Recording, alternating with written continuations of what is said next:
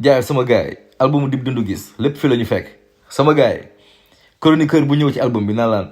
punchline bi lii ak lii nii ça il est passé à côté.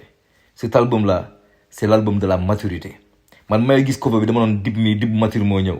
mais maturité bi xam nga fan la gën a ñëwee sax musicalement bu dee da nga bëgg ay punchline drill fii affaire yooyu noonu saa bu déglu album bi.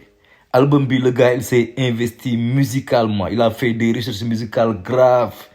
tout au début tu as l'impression que ne Dip dafa ñëw Sorano di def bale mooy intro bi 40e jour ak ñoom BMJ ngay dégg calebasse ak yooyu mu jël ay Mbaye Ndiaye mais à partir de Sunshine orchestre moo taxaw ay reggae ngay dégg mook Fada Freddy ngay déglu ay comme Lara Fabian Francis Cabrel nga déglu mook